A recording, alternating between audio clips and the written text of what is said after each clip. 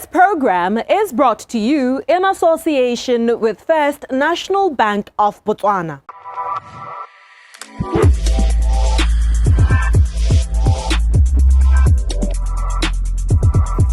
Personally, I haven't luckily been scammed just yet. In most cases, it's just few people benefiting. Majority, you are scammed. Your money is going to go into the drains. I personally don't believe that Madia Katla Helamutu Fogote, you put this much into an unidentified account and then you get more money without having to work for it. I work for my money. So we shouldn't really be that greedy enough or desperate, no matter how bad your situation might be. Example of scammers that are famous, at least in our country, is the pyramid scammers, the pyramid ones. They come promising you soft life, they come promising you easy money, easy income, easy benefits, and that's where they get you. We always have our bank's data advisor, every bank in Nairobi, do not take these calls or do not move around this way if you are at the ATMs and whatnot. And especially when we go the holiday, there's always someone looking to scam you. My advice to viewers would be stay away from get money quick schemes. We're always trying to make more from little. So please, let's change that mentality. Let's shift our paradigm. Investment is always long-term. Real investment is always long-term. There's nothing like get money quick scheme. So please, let's stay away from people that are not professional, people that we meet on the wayside. Let's make sure to see financial advisors for any investment that you might want to do. Another day, another scam. Fraudsters are always ramping up ways to swindle Botswana of their hard-earned cash, using creative ways to convince unsuspecting victims that their scams are legitimate financial investments. Common here in Botswana are pyramid or Ponzi schemes, a type of investment fraud that pays out existing investors from funds collected from new investors. For a while, it seems like everything is going well as payouts keep coming until it all collapses. We know examples of such where people have lost their life savings in these types of fraudulent investment vehicles. How can you avoid being a victim, you ask? We're joined by Omphile Sehurutshe, a journalist who's seen and investigated these cases, to lay out the foundation for our conversation.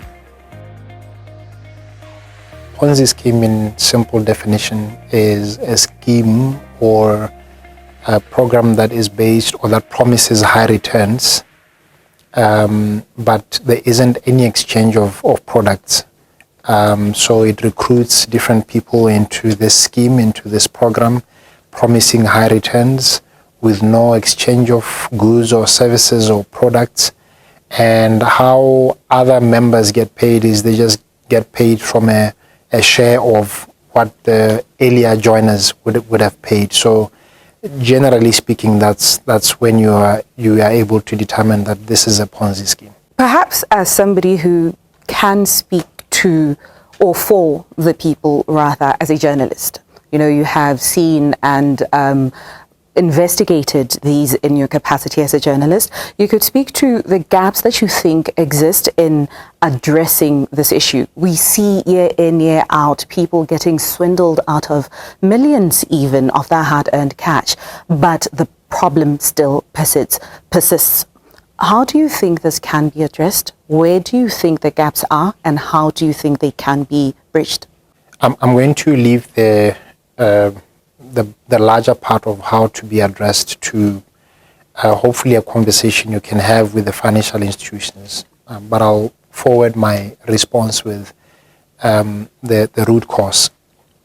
So according to the Bank of Botswana Household Indebtedness Report of 2022, the size of household debt stands at just about 60 billion Pula, and that in itself is a problem. Not to say that people should not have access to lending, but it just shows you the magnitude of the burden that people are carrying. The survey also indicates that the bulk of the people whom this debt is on their shoulders is households that earn roughly between 3,000 Pula and 25,000 Pula. And the truth is that's where a lot of economic hardship really is. So the first challenge obviously is exactly that households are grappling with high inflation, and they are trying to find ways to make ends meet. At the same time, the amount of savings per household is not really growing phenomenally. So what people have for an emergency savings or for an emergency life event is less and less. And on the other hand, access to credit, be it from mainstream banks or from micro lenders, is getting easier and easier.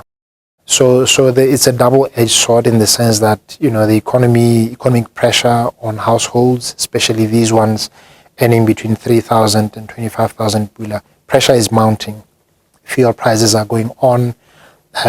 General cost of living is going up and up, and at the same time, the means of making ends meet are not as many. So that is the fundamental problem, and households are therefore trying to fend for themselves to see where the next one Pula could come from. So that is the biggest problem. But I think the other challenge is just not enough education, not enough sensitization of households about where how they can protect themselves from such schemes, how they can even tell this is authentic, this is not. I think we take it for granted that it's common sense, but time and again, these Ponzi schemes are proving that it is not really common sense. So education is very important around how people can identify that this is a red flag. And also education, massive education around just financial institutions owning and leading the conversation around investments and savings and where you can get really good returns. I think that education is also left to common sense to say, how do you not know you should save? But I think the voice and the loudness of financial institutions around encouraging households to put something aside for a rainy day, I think that voice is not as strong, and I think there's room for improvement in that space.